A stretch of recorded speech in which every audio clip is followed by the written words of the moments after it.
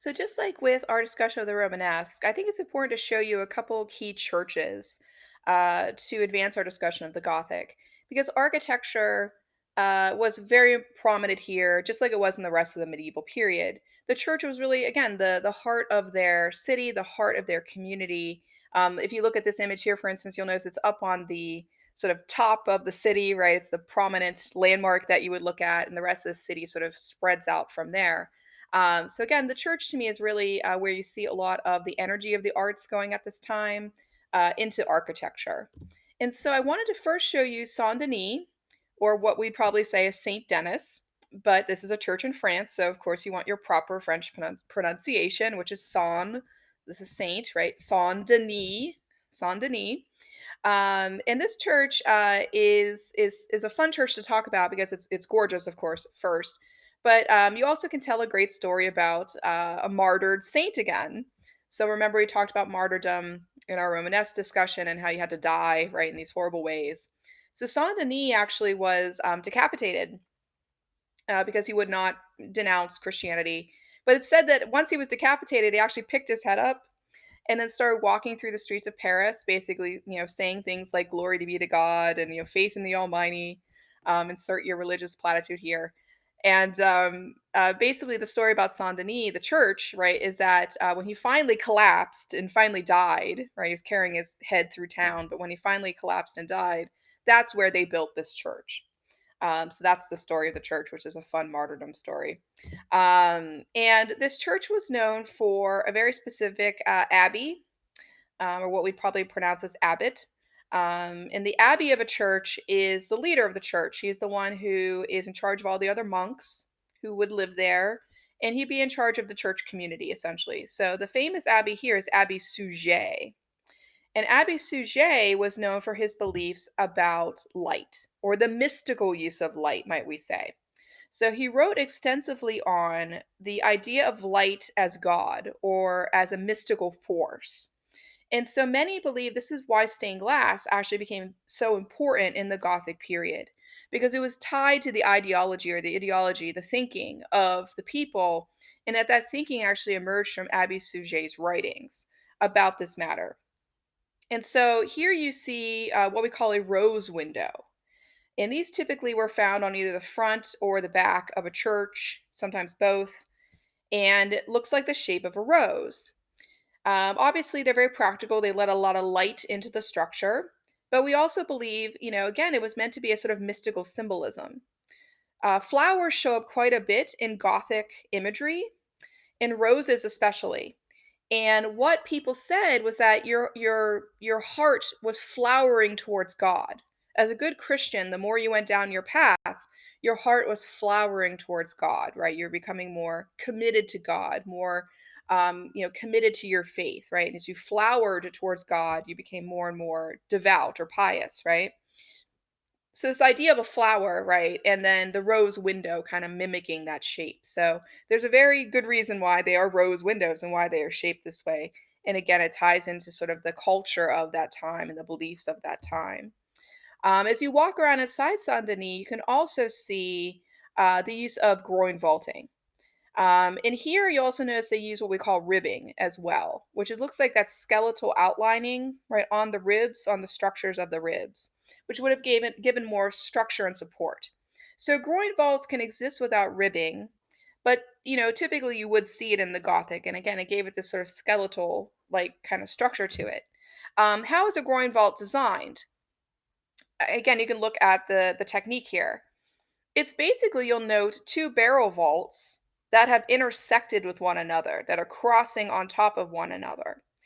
And if you look at the rib vault on the right, you'll notice there is this idea of putting like almost a skeletal system over top of the groin vault itself. So it's creating a more stable, complex structure. As these churches became more tall, more weighty, you had more verticality, more height, and more weight pressing down, the ribs would have helped, right, to stabilize the structure and keep that weight from collapsing it, essentially. So groin vaults are a much more complex type of vault, and again, it allowed for more height and more verticality. So you can see that very much here at Saint Denis.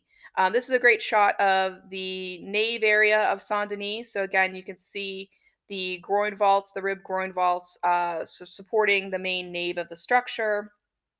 And if you think about comparing this to a Romanesque church again, notice how the architecture here is lighter, it's more open, and that stained glass throughout allows for more light to come into the structure. So again, when we look at Romanesque, we always say look for like barrel vaults, look for lack of light, right? No stained glass. And when you're looking at Gothic structures, you look for the rib vaults, the groin vaults, right? The stained glass, the lightness of the structure. So this is again some visual markers you can look at. The other famous Gothic church that I want to show you is the Church of Chartres, or Chartres. Sometimes you hear it pronounced. And Chartres, again, you can note it is sort of up on the promontory, right? So that the city of Paris can see it.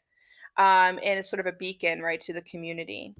Chartres is known for its distinct towers and, of course, its use of stained glass. Now, why I wanted to bring up the towers with you is because I wanted to speak to the problem of fires with medieval architecture. So this is cut stone architecture, but typically the roofing was done with timber, wood, and there's no electricity at this time, of course. So you have a lot of candles burning in the structure, and a lot of times these timber roofs or these wood roofs would catch on fire and burned down a significant part of the church. It was a cycle that a lot of these medieval churches went through over and over and over again. So you'd often have churches that would be built, and created and then would burn and then would have a rebuild period. So sometimes when you're looking at dates, if you're looking at a textbook and looking at dates, you'll notice it's like it'll say like, 1200 through 1340, and then it'll say like 1420 through, and you're like, what does that mean? Well, it means it burned and then was rebuilt again. So here you'll notice that the tower on the right was from the earlier part of the Gothic period where things were a bit more simple. And then the tower on the left is part of the rebuild after the fire. So it's more complex. You'll notice it's more decorative. How do we know this, right? If you're looking at style, one of the things I always point out to my students is you'll notice that style starts out simple and always gets more complicated. Not the other way around, right? We never start off super complicated and then pare down. As humans, we always say, okay, here's this simple thing I thought up. And then we start adding bells and whistles. We're like, okay, well, can I make that a color, right? Can I add this other app on there, right? We always start off simple and then become more elaborate, more decorative, and more, just complicated. So that's how you can always think about style, right? Look at fashion, look at anything, right? You can see it.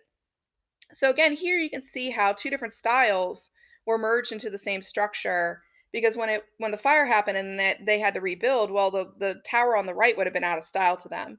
We might be like, well, this is weird. Wouldn't you just match? But to them, I guess not, right? That's not what they wanted to do. So again, they had a more complicated, right? Later style, and you can see the history of the fires at the church, right, by looking at that. On the outside, you can also see the use of the buttressing systems that I had mentioned, what we call the flying buttress. We call them flying because they kind of fly out and away from the structure. And the way that they work, here's a nice diagram. The way that they work is that you'll note that they sort of are tied in to the structure of the built architecture, right? The stone cut architecture, but then move out and away from the church and down into the ground. What this does is help to move the weight out and away from the structure. So you could have a very tall vertical structure, but you were in a sense shoving the weight out and away from the structure and into the ground surrounding the church. So instead of having all the weight pressing straight down, you're moving a lot of the weight out and away. The way that I always think of buttressing is I think of the church like a spider, where the body of the church is like the body of the spider, and the buttressing is like the legs. So the mass of the spider, most of its weight is the body. The legs are not really that much, but the legs of the spider help to balance that weight, right? If you took the legs of the spider away, its bulk would just fall to the ground. So the same thing here with the church, where the bulk of the church is that main church architecture structure. But the buttressing, those light buttresses moving away, is actually doing a lot to stabilize and keep that structure, from falling in, from collapsing down. So the buttresses are essential. You could not build to this height that you see these churches have without that buttressing. It just would not be possible. This diagram also shows you the wooden roofing, the timber roofs that I talked about. So, you had a stone vault underneath, but then you had the wood structure on the top. Sometimes the stone vault could act as a fire break, but sometimes it didn't work, right? So sometimes you get these fires that would rage right in these cathedrals. Thinking about decoration of the cathedrals, right? We had talked about how really in the Romanesque period, you start to see decoration move to the exterior of the churches. And almost like the churches were thinking about themselves, like they had to advertise, like, come look at our billboards, right? So I showed you portal sculpture that's above the door. I also am showing you here jam sculpture. This would appear next to the doors. So if you've heard the term door jam, right? The size of the door. Most people say, I stubbed my toe on the door jam, right? That's what we're talking about here. So you're seeing sculpture that's to the sides. Notice here in the earlier part of the Gothic, when Chartres was created, you are still looking at very stylized artistic imagery. So you'll note that there's no contrapposto here. This is still very cylindrical, sculpture that doesn't look very realistic. And that is true of the early Gothic look of sculpture. And that will change, right, as we go through the Gothic and start to head more towards the Proto Renaissance and the Renaissance periods. You go into Chartres, and this is what you see. Take note, of course, of the groin vaults again, and the ribbing right on those vaults. Notice that this is a very open, tall church, and this is because of the buttressing and the stained glass. So the buttressing allows for extreme height, and the glass allows for a lot of light to come in and make it airy and more open. So unlike Romanesque churches that could seem very heavy and dark, of course, Gothic churches, they're very open and light filled. Now, we'd spoken a lot about relics, right? And, the idea of pilgrimage in the Romanesque. And that's still something that's happening here in the Gothic. And you'll notice Chartres actually housed two very important relics. It housed a relic related to St. Anne, who is the mother of Mary, and a tunic that was related to the Virgin Mary. So these were relics that were brought back from Constantinople during the Crusade period and were housed here at the church. When the fire happened here at the church, the relics survived. And so, of course, people said that was a holy miracle. So, people who came to Chartres then and still come to Chartres now often come to see these relics. So, the importance of pilgrimage is still definitely here. You'll notice here as well, there's a labyrinth, and many people will come and walk the labyrinth at Chartres. And you'll notice in the center of the labyrinth is a flower again. So, this idea of flowering towards God as the ultimate goal. When you walk the labyrinth, you'll notice it's sort of a twisting, turning path. And many Christians talk about the road to God is not a straight line. That, often when you're seeking a goal, you make progress and then you regress, you make mistakes, you move forward again. So the idea that, like, the path to God is not a straight line. But then when you reach the conclusion, your heart flowers towards God in a sense. Your heart opens right towards God and towards the possibilities of God. Of course, here we have beautiful stained glass at Chartres. The rose window here is very noted.